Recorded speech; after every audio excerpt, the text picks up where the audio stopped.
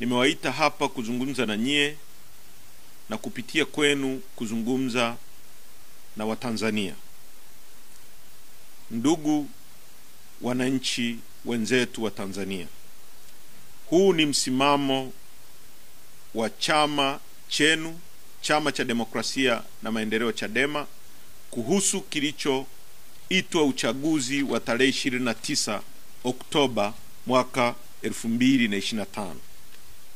Msimamo huu umetokana na kikao cha kamati kuu ambao mimi kwa niaba ya kamati kuu ya chama nitausoma neno kwa neno mbele yenu.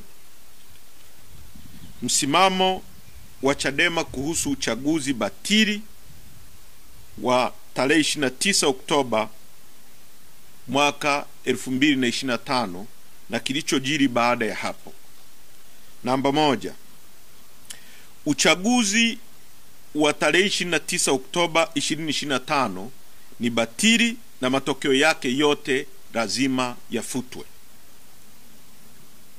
Uchaguzi mzima wa urais, ubunge na udiwani ni batili na hauna uhalali wowote kwa sababu ulifanyika chini ya ukiukwaji mkubwa wa sheria, haki na misingi ya demokrasia.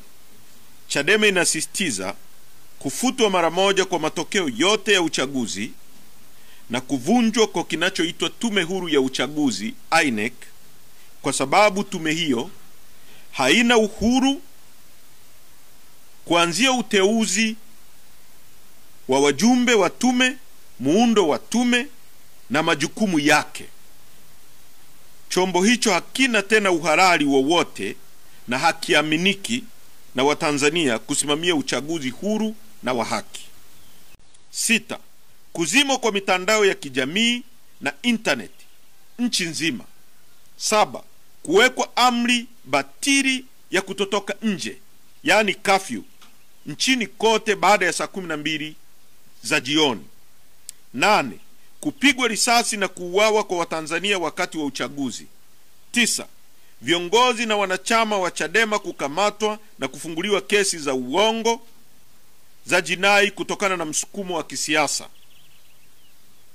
10.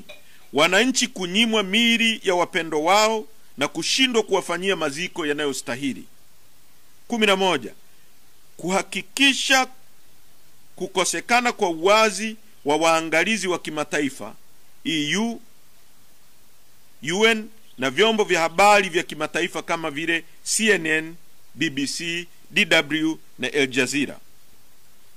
Pamoja na hayo, ripoti za AUEM, SADC, EOM na East Africa Community zinaonesha wazi ukosefu wa uwanja sawia na uhalali wa uchaguzi.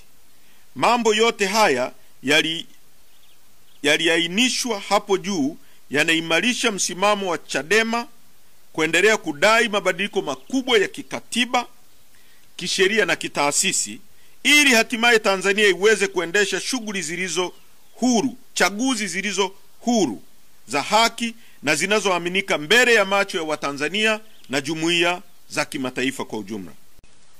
Na msimamo huu unaungwa mkono na waangalizi wote waliokuwepo kuangalia hicho kinachoitwa uchaguzi.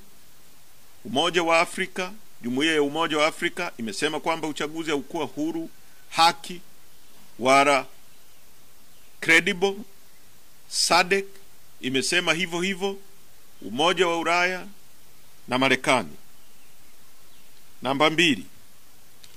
Samia Suluhu Hassan ni mtawala asiye halali, kwa mabano illegitimate self-imposed ruler. Samia Suluhu Hassan hakupata ridhaa ya wananchi ambao ndio msingi wa mamlaka yote, na serikali yake ni haramu na dhalimu kwa sababu ni matokeo ya uchaguzi ulionajisika. Uongozi wake unategemea mabavu, ukandamizaji na uhalifu wa kisiasa. Kutokana na uchaguzi batili na mazingira ya utawala wa mabavu, Samia Suluhu Hassan hana uhalali wowote kuendelea kuongoza nchi yetu.